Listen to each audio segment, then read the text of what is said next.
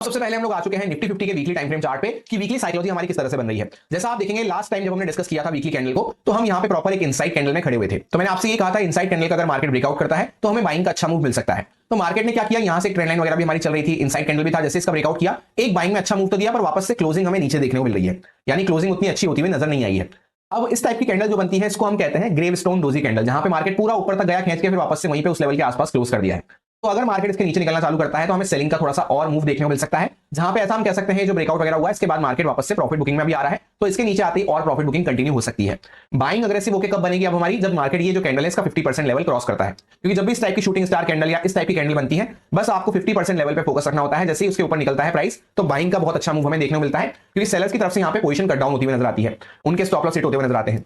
तो हम सिंपल रखेंगे प्लान को कि जब मार्केट इसका 50% लेवल क्रॉस कर रहा है तो बाइंग साइड पे फोकस रखेंगे वीकली, और यहाँ पे जब इसके नीचे हम आते हैं तो अभी इनिशियल फोकस हमारा यहाँ पे प्रॉफिट बुकिंग करेक्शन की साइड पे रहना चाहिए। और जैसा आप देखेंगे यहाँ पे हमारा 26,000 का साइकोलॉजिकल नंबर भी है, एक्जैक्टली उसी के आसपास हमने सपोर्ट लिया है। तो वैसे भी इसके नीचे आते हैं तो यहाँ पे थोड़ा सा बायर्स वगैरह की प्रॉफिट बुकिंग और हो सकती है, जहां पे उनके स्टॉप लॉस वगैरह खतरे में आ सकते हैं, ट्रेलिंग स्टॉप लॉस वगैरह खतरे में आ सकते हैं।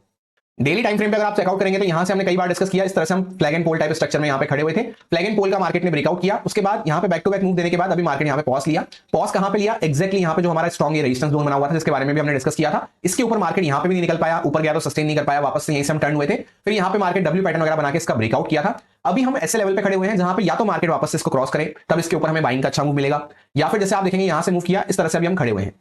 तो अगर मार्केट यहां पे और नीचे निकलना चालू किया, क्लोजिंग प्राइस वगैरह आ रहा है, यहाँ पे गैप वगैरह को हमने फुलफिल करके इसी के आसपास सपोर्ट लिया है, तो इसके नीचे थोड़ा सा और प्रॉफिट बुकिंग ट्रिगर हो सकती है। अभी हम जो ये करेक्शन साइकिल में चल रहे हैं, ये करेक्शन साइकिल और कंटिन्यू हो सकती है। तो इनिशियल प्लान हमारा कैसे रहना चाहिए कि छोटा गैप अप खुल जाए, नीचे आ जाए, फ्लैट खुले या गैप डाउन खुले, उसमें हम सेलिंग का प्लान रखते हुए चल सकते हैं। और 26,000 के नीचे अगर मार्केट जाता है तो थोड़ा सा और एक प्रॉफिट बुकिंग का साइन आपको देखने को मिल सकता है।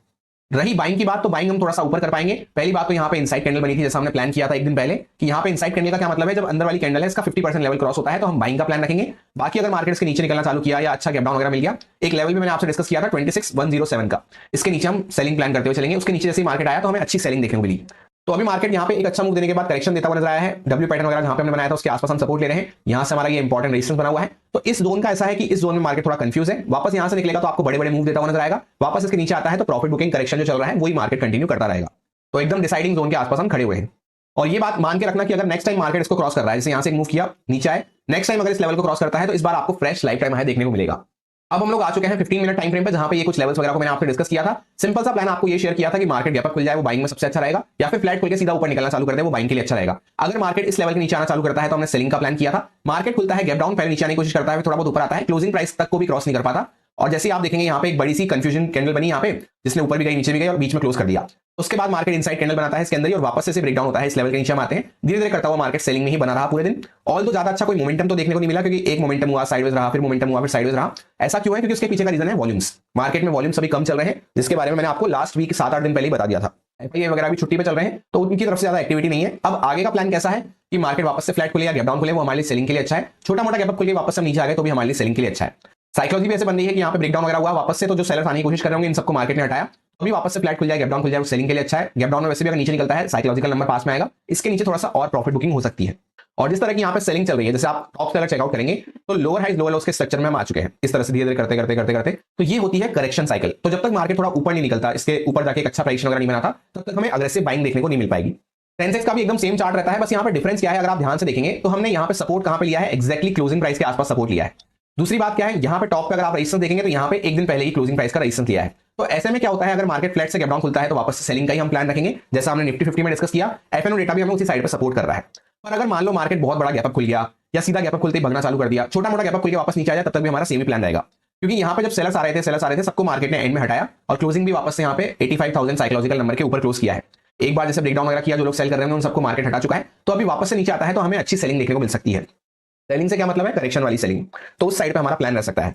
एक दिन पहले जब यहाँ पे अच्छा सेलिंग का मूव हुआ है तो हम ये प्लान नहीं कर सकते कि सीधा मार्केट ऊपर बढ़ जाएगा। ऐसा कब पॉसिबल होगा, जब मार्केट एटलीस्ट जो एक दिन का मोमेंटम हुआ है इसका 50% लेवल के ऊपर जाके एक सेकंड प्राइस हमें देता है, तो फिर अग्रेसिव बाइंग आपको यहाँ पे देखने को मिलेगी।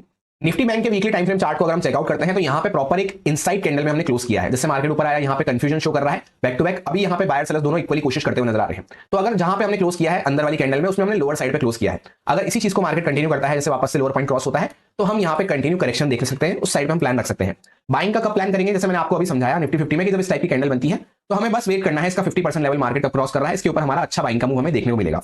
वन डे टाइम फ्रेम पे अगर आप चेकआउट करेंगे तो यहां से हमने ब्रेकआउट करने की कोशिश करी पर ब्रेकआउट पूरा फेल सा होता हुआ नजर आ रहा है। तो इस वजह से भी अभी मार्केट क्या है ऊपर गया, कोई स्ट्रॉन्ग कैंडल में एक भी दिन स्ट्रॉन्ग ग्रीन कैंडल में क्लोज नहीं कर पाया और फिर धीरे धीरे करता हुआ वापस नीचे आ चुका है। और ये जो हमारा लेवल है ना काफी ज्यादा वीक हो चुका है। इसके नीचे हम इसके आसपास पहले कई बार सपोर्ट लिए, इसके नीचे भी गए तो वापस ऊपर आ गए। अगली बार अगर किसी भी सूरत में इस लेवल के आसपास आ रहा है तो इस बार आपको डीप करेक्शन देखने को मिलेगा। तो अभी हम क्या प्लान रखेंगे, यहाँ पे स्पिनिंग टॉप कैंडल में क्लोज किया है, हल्का फुल्का ऊपर नीचे ओपनिंग हो रही है, तो हमारा इनिशियल प्लान सेलिंग में करेक्शन साइड पे रहना चाहिए। उस साइड पे हमें अच्छा रिस्क रिवॉर्ड वगैरह मिल पाएगा। बाइंग का जब प्लान करेंगे, जैसे मार्केट ऊपर गया नीचे आया, अभी थोड़ा ऊपर निकले मार्केट ये लेवल एटलीस्ट इसके ऊपर जाके प्राइस वगैरह बनाता है, तब हम बाइंग के बारे में सोचेंगे। लोअर टाइम फ्रेम पे आ चुके हैं, 5 मिनट टाइम फ्रेम पे। यहाँ पे भी आप देखेंगे तो करेक्शन साइकिल में मार्केट चल रहा है, धीरे धीरे करता हुआ छोटे मोटे पुल बैक आते हैं, फिर वापस से मार्केट प्राइस वाइज इस तरह से नीचे निकलता हुआ जा रहा है। तो अभी क्लोज कहां पे किया है, एक्जैक्टली साइकोलॉजिकल नंबर के आसपास क्लोज किया है। तो फ्लैट ओपनिंग हमारे लिए अच्छी नहीं रहेगी। बस फ्लैट में हम क्या कर सकते हैं, जैसे फ्लैट में यहाँ पे मार्केट थोड़ा सा फ्लैट से गैप डाउन खुला, ऊपर जाने की कोशिश किया, फिर वापस नीचे आता हुआ नजर आया, तो सेम चार्ट के लिए हमें प्लान नहीं करना। ज्यादा अच्छा वो है कि छोटा गैप अप खुल के वापस से इस लेवल के नीचे आ जाए तो हम सेलिंग प्लान कर सकते हैं, या फिर डायरेक्टली गैप डाउन वगैरह खुले इस लेवल से दूर निकल जाए तब हम सेलिंग प्लान करते हुए चल सकते हैं। कौन सी सेलिंग की बात कर रहा हूं, यहाँ पे करेक्शन टाइप सेलिंग की बात कर रहा हूं। इस तरह का मार्केट यहाँ पे चल रहा है, धीरे धीरे करता हुआ इस तरह की सेलिंग हम प्लान करते हुए चल सकते हैं।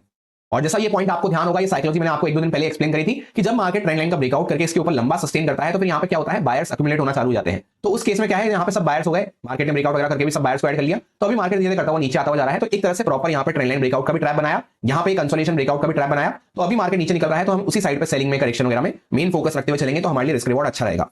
और साथ में अभी क्या है, एफएनओ डेटा भी हमें उसी साइड पे सपोर्ट कर रहा है, सजेस्ट कर रहा है। बाइंग के लिए बस हमने एक सेफ्टी लेवल हमारा डिसाइड कर लिया कि सेफ्टी लेवल क्या रहेगा, जब थोड़ा मार्केट ऊपर निकलता है या लोअर टाइम फ्रेम में हमें स्ट्रॉन्ग प्राइस एक्शन इस तरह का सेकंड प्राइस एक्शन दिखता है, तब हम बाइंग साइड में फिर वापस से काम करते हुए चलेंगे।